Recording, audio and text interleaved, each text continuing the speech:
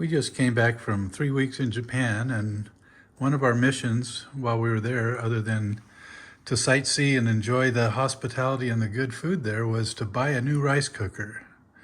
This is the rice cooker we bought 21 years ago, and it's worked fine for us. But occasionally when you press the button, you have to press it several times for it to do what it's supposed to do. And even though it still cooks rice and everything fine, we're thinking it was time to get a new one. And we really like the quality of the rice cooker that we can get in Japan. But the difference between Japan and the US is Japan's voltage is 100 volts. And this rice cooker, the old one, was made for 100 volts, where our voltage is 120 volts. We've used this for, like I said, 21 years, and it's worked. When we were in Japan looking for another rice cooker, and this is the one we ended up buying, especially this Hitachi. It's a Hitachi because we bought a Hitachi because we wanted to get one that was actually made in Japan, and this National brand was made in Japan. National was bought by Panasonic, and Panasonic is now, I'm sure the quality is fine, but now they make there's no National label anymore. Panasonic is made in China now. Anyway, there was quite a range of choice. This one we saw perked our interest, and it says, use only in Japan. And in fact, when we purchased this, the store clerk specifically asked us, are you using this in Japan? And I smiled and said yes, and in America. And she laughed and still sold it to us. So here we are back in the US with this rice cooker that we can only use in Japan. So what's the difference between 100 volts in Japan and 120 volts in the US? Well, it turns out there is a difference that can materially affect the performance. And so let's go over that right now. There are 4 things that I considered when I thought about whether we should use it on 120 volts or 100 volts. The first thing is just the wiring. Would the wiring be able to handle 120 volts if it was designed for 100 volts? And that I'm not too worried about, because they don't make wiring just for 100 volts or just for 120 volts. Usually the lowest voltage wiring like this right here would be rated at 300 volts to 600 volts. So I'm not worried about the wiring for the power part of the rice cooker. The second thing would be, well, first off, what's the difference with the voltage? It's alternating current, and at 120 volts, that's actually the average of it's called the RMS voltage. That's the average voltage of this sine wave. The peak is 169 volts. And for 100 volts, the peak would only be 141 volts. But again, the wiring should be rated at least 300 volts, so I'm not too worried about the 120 volts affecting the power wiring. The next is the electronics. Well, how the electronics operate on DC, direct current, instead of alternating current. And it gets its direct current from the alternating current by the use of diodes. A diode only lets electricity go one way, and it can't go backwards. So the diode charges a capacitor, which is like a battery. Just think of it as a battery. And on this sine wave, let's go back to that. When it's positive, it lets the current through. When it's negative, it doesn't let the current back. So the diode will make this charge this capacitor and make the DC current available for the electronics. However, our electronics do not operate at 120 volts. They operate at around 5 volts. So how do we have a diode charge this capacitor at only 5 volts? We use what's called a Zener diode. And you could look up diodes and Zener diodes on Wikipedia or maybe even some YouTube videos if you want to learn more about that. The symbol for a Zener diode has this little Z shape right here. And that means it cuts the voltage off after a certain point. So a Zener diode lets voltage go to the capacitor to a certain point and then it shuts it off. And it won't let it until it gets over here and it's below that threshold. And of course we have another diode for the negative side, that would be over here. And again, if it was a Zener diode, it would just be a negative 5 volts. And that would be to charge this side of the capacitor. So a Zener diode doesn't care if you have 100 volts, which peaks at 141, or 120 volts, which peaks at 169, or even 220 volts. It's as long as it's rated to handle that high of a voltage, it's going to cut it off at 5 volts. So that's why you can take your charger that says between 100 and 220 volts for your phone or for other electronics or your laptop and so forth, because that Zener diode is always going to give you the right voltage. Interesting fact there for why you don't need a step up or step down transformer for your electronics when you travel overseas in most cases. The third and fourth thing, these are 2 points, is the power. So in the rice cooker, there's one thing that we know we have is a resistor that heats up and boils the water and cooks the rice.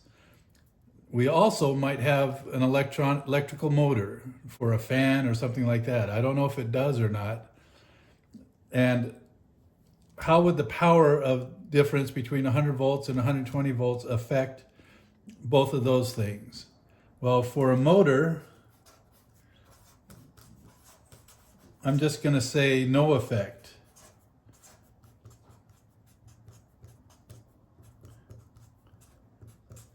To keep it real simple, a motor only uses the power that it needs to turn. And if it's harder to turn, it needs more power. And actually a higher voltage will use less current than a lower voltage for the same amount of resistance. So motor, no problem. Now the resistor though, that's where it becomes interesting. So if you ever look at the element in a countertop oven or something like that, you see it glow, or any type of resistant heater, like some people put electrical heaters in their bathroom and they glow red. That's the resistor. That's when it resists that power, it burns energy and it gives off that energy as heat. So voltage equals current times resistance. And power though is voltage times current, which is the same thing as current squared times resistance. So if we have 100 volts and we have 1 ohm of resistance, what is the current going to be? Well, if we divide this side by 1, the current's going to be 100 amps. I'm just using simple numbers here. Okay. Now let's assume the resistance stays the same. If we have 120 volts and we want to find resistance, We divide it again by that one, we want to find current. We divide it again by that 1 ohm resistance, and we have 120 amps. So at the higher voltage, for the same resistor, more current, which is going to burn up more power, goes through that resistor. How much power is it going to burn? Remember, the watt is the power. Watt times is current squared times the resistance. So let's go on the back side here. Let's see if we can do this. So we know that at 100 volts, it's going to be 100 amps squared times 1 ohm. And that equals 10,000 watts. So it's not, we're not using 10,000 watts, but that's just how the numbers come out. For 120 volts, it's going to be 120 amps squared times 1 ohm, and that's going to equal 14,400 watts. So it's going to be not 20% more. So 14 divided by 10, that's 40% more power, roughly, forget the 400. 40% more power is going to go into that resistor in the rice cooker. So that's why it's risky to use a 100 volt designed apparatus on 120 volts. So what do we do, guys? Do we plug it in and pray for the best? This rice cooker, by the way, costs $250. If you think that's a lot, the next model up costs $500. Now, to be fair, there were rice cookers that were cheaper, but again, we wanted one made in Japan, and they had a demo of this one while we were at the store, and we got to try that next, to do a demo, see if it really is better than the other ones. But anyway, if we're all the way over there, we might as well buy the best. So do we just plug it in, or do we buy a step up down converter? So I decided to buy this, basically it's a transformer. We decided to buy this, and anyway, we're gonna see what the difference is using the transformer and not using the transformer, but we'll do that on the old rice cooker and not the new one. We'll use the transformer whenever we use the new rice cooker. So let's do an unboxing of the rice cooker and the converter.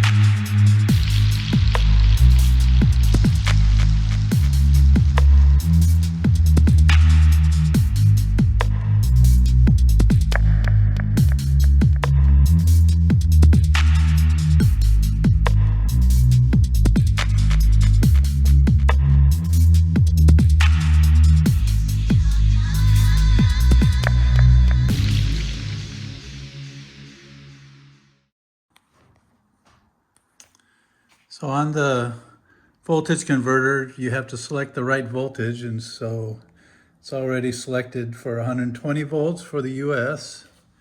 And then when you plug in, you will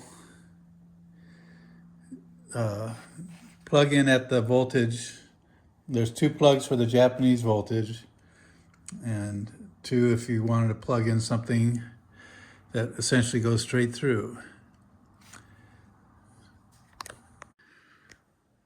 Also note that we bought a 3,000 watt voltage converter, and we only need probably 900 to 1,000 watts, whereas the label, well, excuse me, we need 1,400 watts. So You want your voltage converter to be much bigger than what you're actually using for the inrush current. So probably could have gone with the 2000, but just to be safe, we got a 3000 watt converter. We're going to have to translate the commands. This is let's get the book here. This is the book, and it's not in English, which is what we were told. So we knew what we were getting into, but yes, we'll have to. My wife can read Chinese characters, but we'll still probably have to do some translating and using Google Translate. But we figured out the other one, so we should figure this one out. One of the things about this rice cooker is it doesn't give off steam. So you can put it on underneath a counter or something like that. It makes up to 5.5 cups. And this is the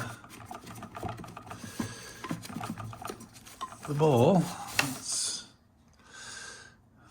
fairly heavy. And that's what it looks like on the inside. There's measurement lines on the inside of the rice cooker that tell you how much water to put in based on how many cups of rice you're making. And our little scoop here, one of this full is equal to 1 cup of rice.